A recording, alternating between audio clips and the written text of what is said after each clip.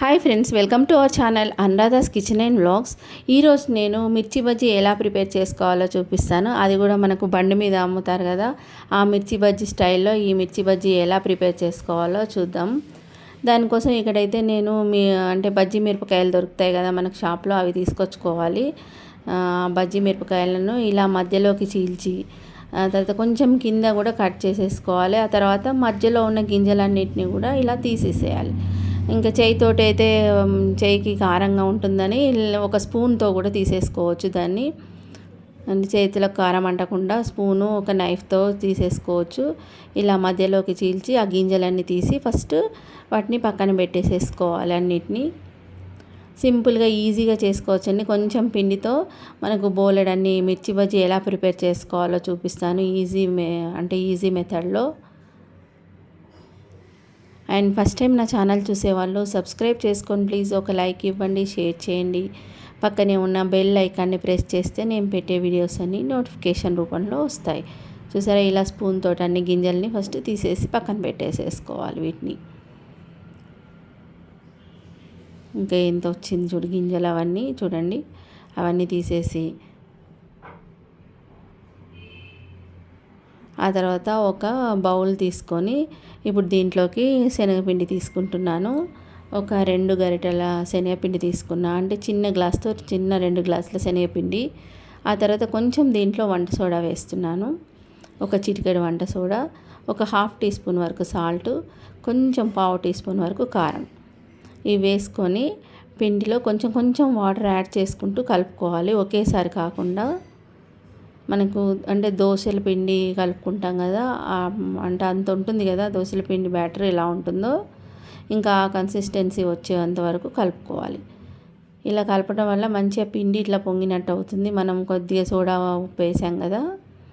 ఆ తర్వాత వేడి నూనె, 1 స్పూన్ వేడి నూనె వేస్తున్నాను. వేడిగా మసిలే నూనె వేస్తే ఇంకా మంచిగా మనకు మిర్చి బజ్జీ మంచిగా పొంగుతాయి. సో ఇలా వేసుకొని మంచిగా కలుపుకోవాలి ఒకసారి. ఇక్కడ కలపడం ఒక 5 మినిట్స్ ఇలా కలుపుతూనే ఉండాలి. పిండి మంచిగా ఇదవుతుంది. సో దాన్ని పక్కన మూత పెట్టి పక్కన పెట్టేసేసి తర్వాత కొంచెం చింతపండు నానబెట్టి పెట్టుకున్నాను ముందే. ఒక నిమ్మకాయంత సైజ్ చింతపండు అయితే సరిపోతుంది. దాన్ని రసం తీసుకొని ఆ తర్వాత దాంట్లోనే మంచిగా ఒక 2 టేబుల్ స్పూన్ల వరకు ఇక్కడ నువ్వుల పొడి వేస్తున్నాను. నువ్వులను కొంచెం డ్రై రోస్ట్ చేసుకొని పొడి చేసుకోవాలి. దాంట్లో నువ్వుల పొడి వేసి ఆ తర్వాత ధనియాల పొడి, సాల్ట్ 1 టీ స్పూను లేదా 2 టీ స్పూన్ల వరకు కూడా ధనియాల పొడి వేసుకోవచ్చు. తర్వాత కొంచెం రుచికి సరిపడా సాల్ట్. ఆ తర్వాత ఇది కొంచెం పలచగా అయిందని ఇంకొక 2 స్పూన్ల వరకు నేను ఇక్కడ నువ్వుల పొడిని యాడ్ చేశాను. ఈ నువ్వుల పొడి వేయటం వల్ల చాలా టేస్టీగా ఉంటాయి. ఇప్పుడు ఇదంతా కూడా మిర్చిలోకి స్టఫింగ్ చేసుకోవాలి. ఈ మిర్చి స్టఫింగ్ అంతా రెడీ అయిపోయింది. ఇలా స్టఫింగ్ చేయడం వల్ల ఈ మిరపకాయలకు ఉన్న కారం, ఎక్కువ కారం ఉంటాయి కదా, ఆ కారం అంతా కూడా పోతుంది. మనము ఇలా స్టఫింగ్ చేసి పెడితే కనుక మనం ఈ మిర్చి బజ్జీ అంత కారంగా ఉండకుండా మనం మంచి ఈజీగా తినేసేయచ్చు. ఇక్కడ నువ్వుల పొడి బదులు వేయించిన పుట్నాల పొడిని కూడా మీరు వాడుకోవచ్చు, నువ్వుల పొడి తినని వాళ్ళు.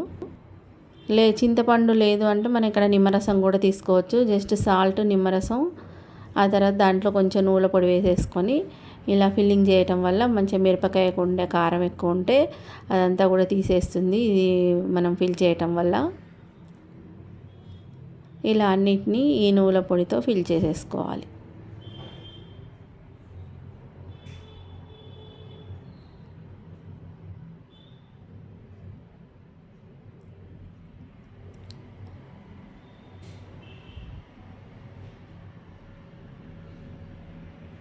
చూడండి, ఇవన్నీ కూడా మనం ఫిల్ చేసి పెట్టుకున్నాము.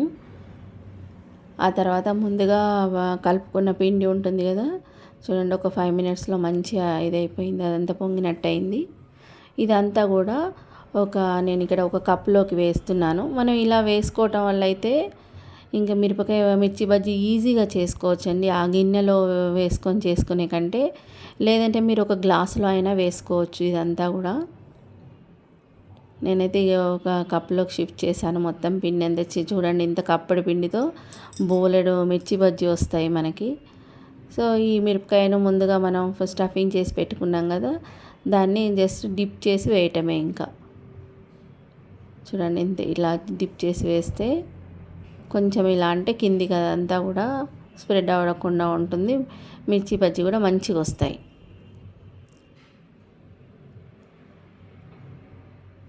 చూడండి ఎక్కడ కూడా మంచిగా ఎంత బాగా వచ్చాయో. సింపుల్గా చేసుకోవచ్చు అండి, ఈజీగా చేసుకోవచ్చు మనం.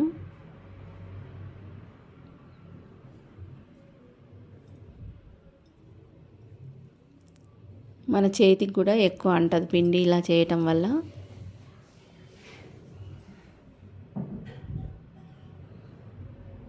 చూడండి ఇంకా అయిపోయింది. ఇలానే మిగతా వాటిని కూడా వేసుకుందాం. సింపుల్గా ఇలా డిప్ చేసుకుంటూ వేసుకోవటం అంతే. ఇంకా మీరు చేతికి అంటించుకోవద్దంటే జస్ట్ మన మిరపకాయ కాడ ఉంటుంది కదా, దాన్ని పట్టుకొని దాంట్లో డిప్ చేసి కూడా వేసుకోవచ్చు. ఇంకా అప్పుడు అసలు చేతికి కూడా అసలు అంటకుండా ఉంటుంది పిండి. కానీ వేసేటప్పుడు ఇలా కప్పుకి ఇలా అనుకుంటూ వేస్తే సరిపోతుంది. మీరు గ్లాస్ అయితే గ్లాసు, ఒక కప్పులో వేసుకుంటే కప్పులో, దాన్ని తీసేటప్పుడు మాత్రం మిర్చిని ఒకసారి దానికి ఇలా రాస్తూ తీస్తే దానికి ఏదన్నా ఎక్స్ట్రా పిండి ఉంటే పోతుంది. అండ్ సూపర్గా బయట కొన్నట్టే వస్తాయి మనకి. మనం స్టఫ్ చేసిందంతా కూడా మంచిగా పట్టేసి మిరపకాయ కారం కూడా ఉండదు ఎక్కువ. చూడండి ఇలా మంచిగా గోల్డెన్ బ్రౌన్ వచ్చే వరకు రెండు వైపులా కూడా కాల్చుకొని తీసేస్తే సరిపోతుంది. మన బయట కొన్న మిర్చి బజ్జీలే ఇంకా సేమ్ అదే టేస్ట్తో ఉంటాయి. ఇంకా వేసేటప్పుడే మాత్రం ఇది చూసుకొని వేసుకోండి. ఎంత ఈజీగా చేసుకోవచ్చు, ఎవరైనా చేయొచ్చు. ఇలా ఈ కప్పుల్లో కానీ గ్లాసుల్లో కానీ పిండి వేసి చేసుకుంటే.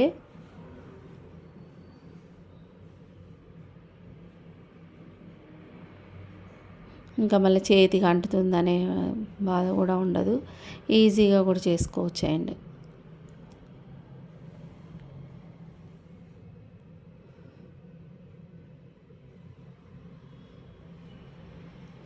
మీరు ఇక్కడ శనగపిండి వాడేటప్పుడు ఒక గరిటె శనగపిండి తీసుకున్నప్పుడు ఒక గరిటె బియ్యం పిండి కూడా తీసుకొని వేసుకోండి కావాలంటే.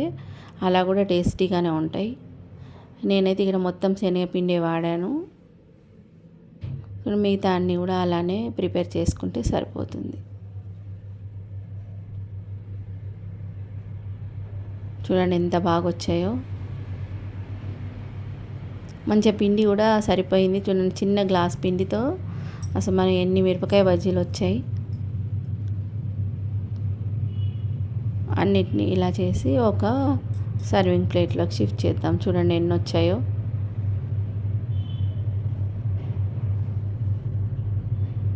ఇక్కడైతే మనం 2 గరిటెల పిండికి ఇన్ని మిరపకాయ బజ్జీలు చేసేసుకోవచ్చు.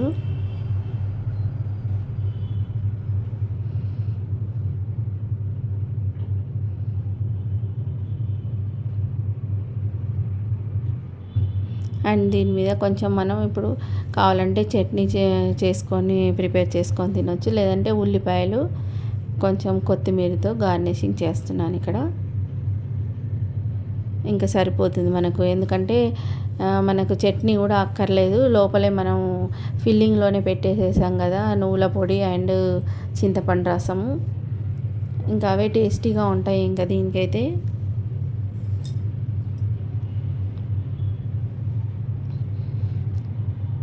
ఇప్పుడు ఒకటి తీసి చూద్దాం. మంచిగా లేయర్ ఫామ్ అయి ఉంటుంది ఇలా. చూడండి ఇంకా చూసారు కదా ఎంత బాగా వచ్చాయో. అండ్ మీరు కూడా ఒకసారి ఇలా ట్రై చేసి ఎలా వచ్చిందో కమెంట్ రూపంలో కమెంట్ చేయండి. And thank you for watching.